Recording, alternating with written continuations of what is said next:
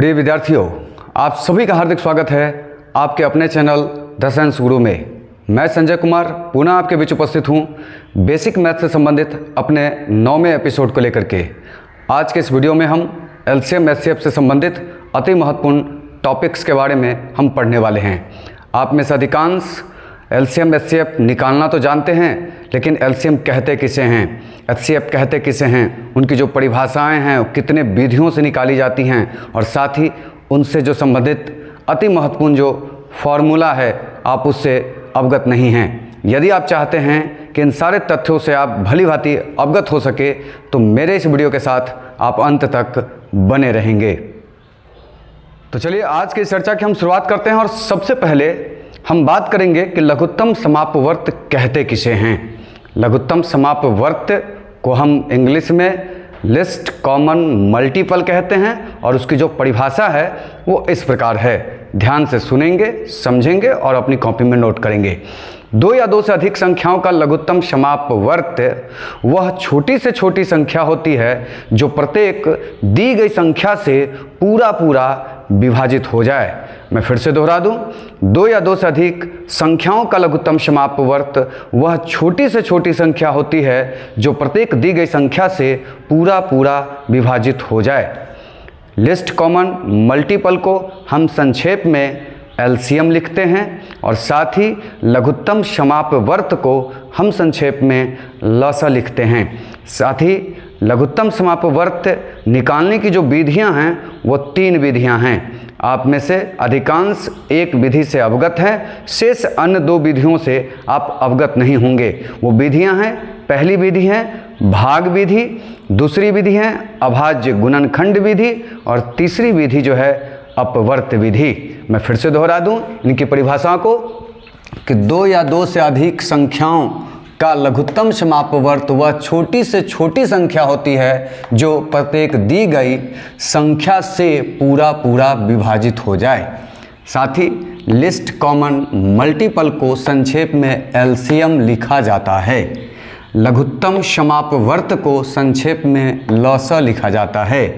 और एलसीएम निकालने की विधियाँ, एलसीएम निकालने की 3 विधियां हैं। पहली विधि है भाग विधि, दूसरी विधि है अभाज्य गुणनखंड विधि, और तीसरी विधि जो है वह अपवर्त विधि है।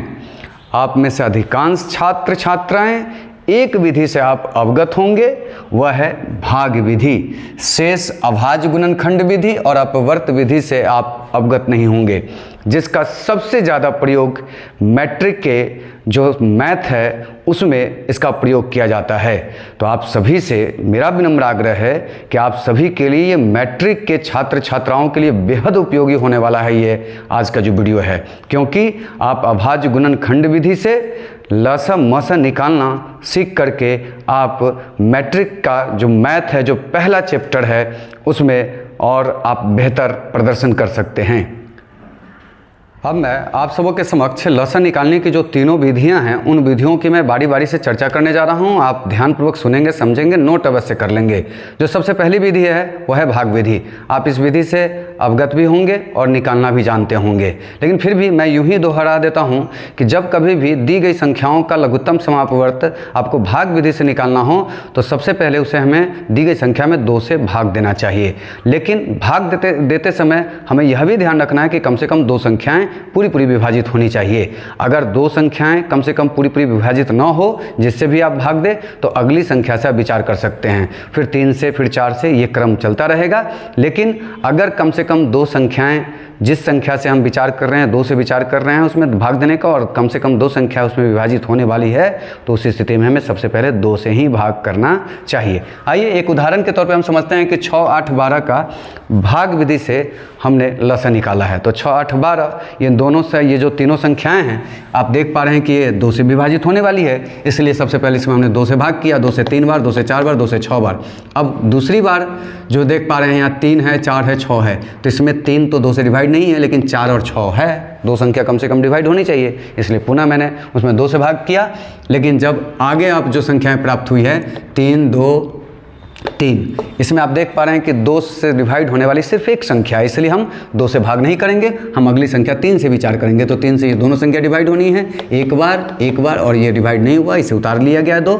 अब जो भी अभाज्य संख्याएं प्राप्त हुई हैं उन अभाज्य संख्याओं का हम गुणनफल कर देंगे, और वो जो गुणनफल प्राप्त हुआ है वो है 24, अर्थात 24 वह सबसे छोटी संख्या है। ध्यान से सुनेंगे, 24 वह सबसे छोटी संख्या होगी जो दी गई संख्या 6, 8, 12 से पूरा विभाजित होगी। आप 24 से छोटी कोई संख्या नहीं बता सकते हैं जो 6, 8, 12 इन तीनों संख्याओं से पूरा विभाजित हो। अब मैं दूसरी जो अति महत्वपूर्ण जो विधि हैं अभाज्य गुणनखंड विधि, उसकी चर्चा करने जा रहा हूं।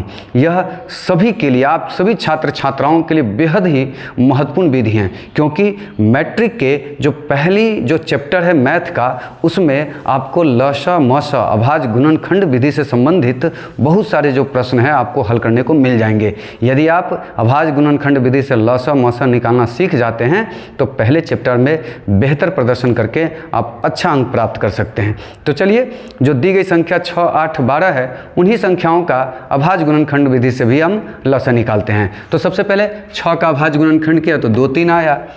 अभाज्य गुणनखंड कर लेने के बाद इतना ध्यान रखिएगा कि उसे घात के रूप में लिख लेना है। तो आप देख पा रहे हैं कि 2 एक बार है, 3 एक बार है, इसलिए 2 1 के घात में, 3 1 के घात में। फिर 8 का जब हमने अभाज्य गुणनखंड किया 2 से तो 4 बार, पुनः 2 से 2 बार, तो ये देख पा रहे हैं कि 2 जो है 3 बार प्राप्त हुआ है, इसलिए इसे 3 के घात में लिख दिया।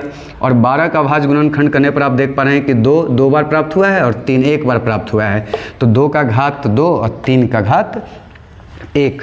जब हम अभाज्य गुणनखंड को घात के रूप में लिख लेंगे तो हमें अभाज्य गुणनखंड विधि का जो लसन निकालने का जो फॉर्मूला है वह ध्यान से सुनेंगे। अभाज्य गुणनखंड विधि से लसन निकालने का जो फॉर्मूला है वह है अधिकतम घात वाले संख्याओं का गुणनफल, अधिकतम घात वाले संख्याओं का। अब आप देखिए इसमें कौन कौन सी संख्याएं आई हैं। सबसे पहले गौर से देख लीजिए, 2 आया है या फिर 3 आया है। तीसरी संख्या कोई इसमें नहीं है, 2 आया है या अथवा 3 आया है। तो 2 ज़्यादा से ज़्यादा कितना बार आया है? तो 2 इसमें 1 बार, इसमें 3 बार, इसमें 2 बार। तो हमको अधिकतम लेना है, तो ये अधिकतम कितना है? 2 3 के घात में है, हमने 3 के घात में लिया।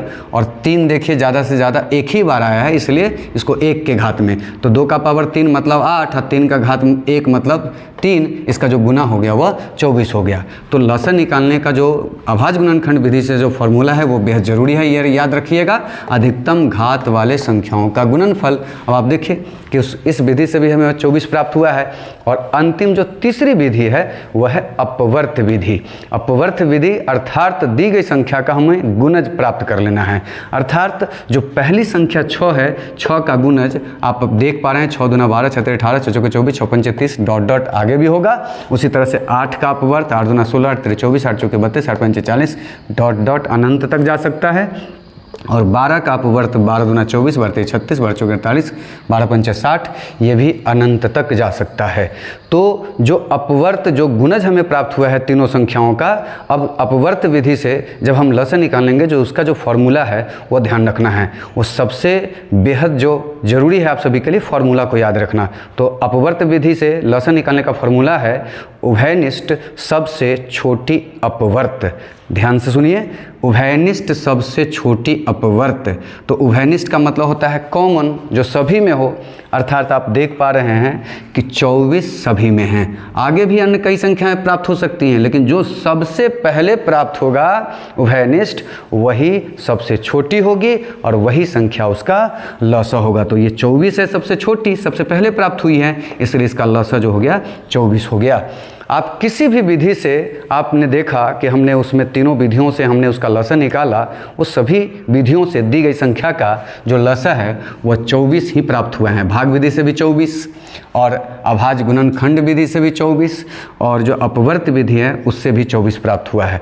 इससे यह साबित होता है कि आप किसी भी विधि से दी गई संख्या का लघुत्तम समापवर्तन निकालेंगे, उसके उत्तर में, आंसर में कोई फर्क नहीं पड़ने वाला है। तो चलिए अब हम जानते हैं कि महत्तम समापवर्तक कहते किसे हैं। ध्यान से सुनेंगे, महत्तम समापवर्तक की जो परिभाषा है वो इस प्रकार से है। 2 या 2 से अधिक संख्याओं का महत्तम समापवर्तक वह बड़ी से बड़ी संख्या होती है जो दी गई संख्या को पूरा विभाजित कर दे। ध्यान से सुन लीजिए, 2 या 2 से अधिक संख्याओं का महत्तम समापवर्तक वह बड़ी से बड़ी संख्या होती है जो दी गई संख्या को पूरा पूरा विभाजित कर दे, दी गई संख्या को पूरा पूरा विभाजित कर दे। अब महत्तम समापवर्तक को हम संक्षेप में मौसा लिखते हैं और हाईएस्ट कॉमन फैक्टर को हम संक्षेप में HCF लिखते हैं। मौसा निकालने की जो विधियां हैं वह भी 3 हैं, लौसा निकालने की भी जो विधियां हैं वह भी 3 हैं। तो मौसा निकालने की जो पहली विधि है उसका भी नाम भाग विधि है और दूसरी विधि का नाम है अभाज्य गुणनखंड विधि और तीसरी जो विधि आती है उसका नाम है अपवर्तक विधि। मैं फिर से दोहरा दूं, आप नोट कर लें, 2 या 2 से अधिक संख्याओं का महत्तम समापवर्तक वह बड़ी से बड़ी संख्या होती है जो दी गई संख्या को पूरा पूरा विभाजित कर दे। हाईएस्ट कॉमन फैक्टर को संक्षेप में HCF लिखा जाता है और महत्तम समापवर्तक को संक्षेप में मौसा लिखा जाता है। और मौसा निकालने की जो विधियां हैं वो पहला है भाग विधि, दूसरा अभाज्य गुणनखंड विधि और जो तीसरी विधि है वह है अपवर्तक विधि। अब मैं आप सबों के समक्ष मौसा निकालने की जो तीनों विधियां हैं उन विधियों की मैं बारी बारी से चर्चा करने जा रहा हूं। सबसे जो पहली विधि है वो है भाग विधि।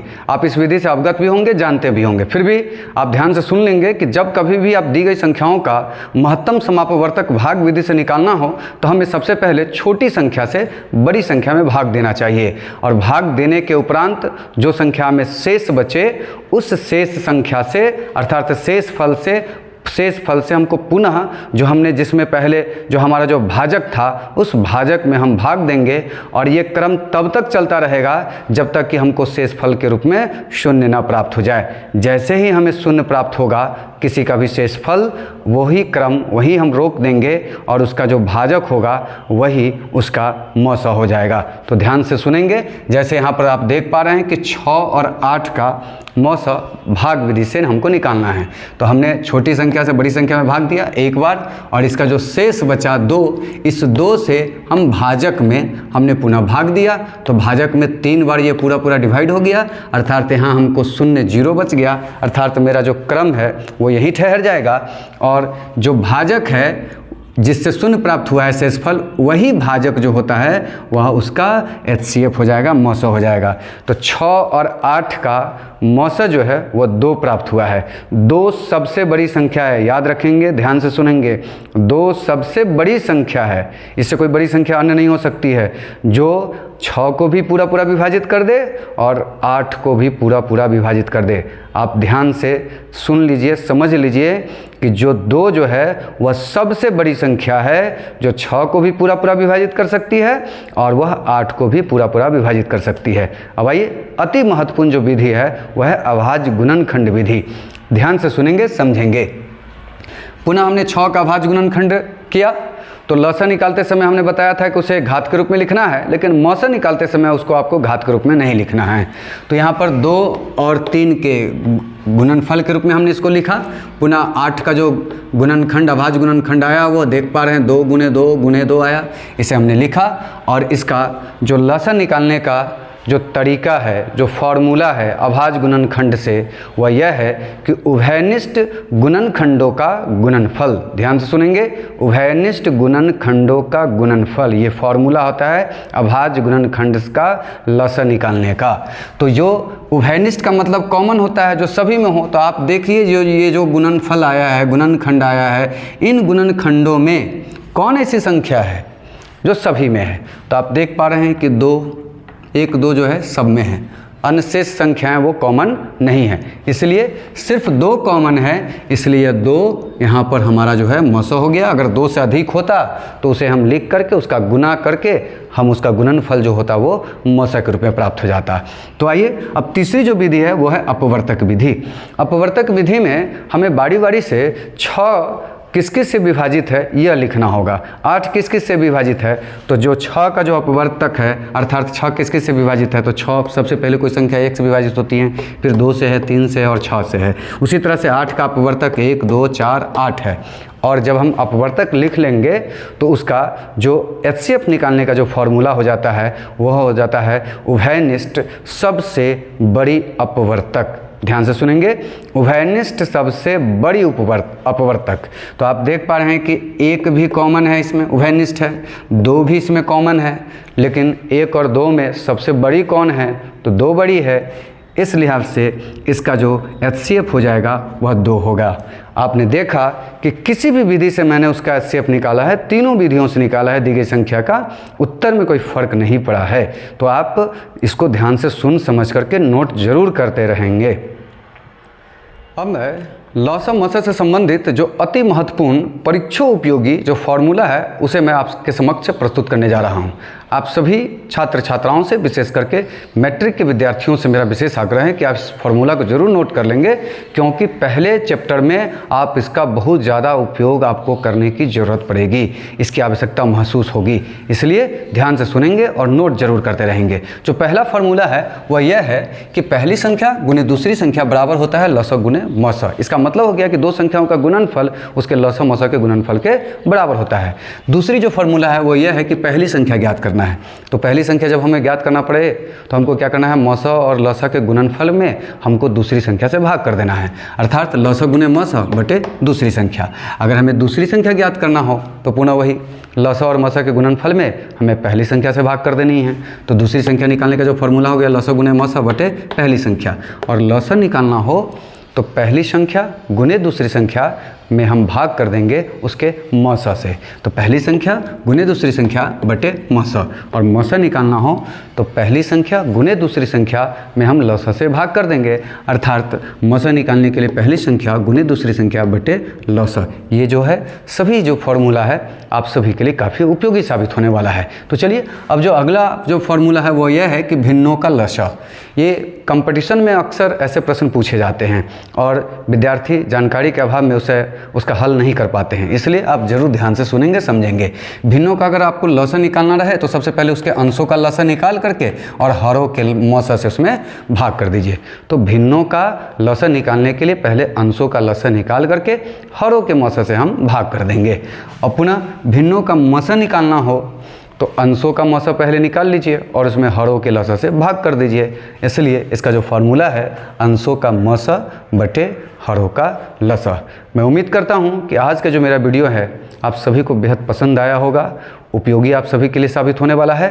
अगर ये आपको उपयोगी जान पड़ता है, पसंद आया हो तो इसे लाइक करिए, सब्सक्राइब करिए, अपने मित्रों के बीच शेयर अवश्य करिए। अगर कोई सुझाव हो तो आप अपने कमेंट के माध्यम से मुझे आप स्वागत योग्य सुझाव भी दे सकते हैं। आज के इस वीडियो को हम यहीं समाप्त करते हैं। मैं पुनः यथाशीघ्र आपके बीच इसी तरह के उपयोगी तथ्यों को लेकर के मैं जल्द हाजिर होऊंगा।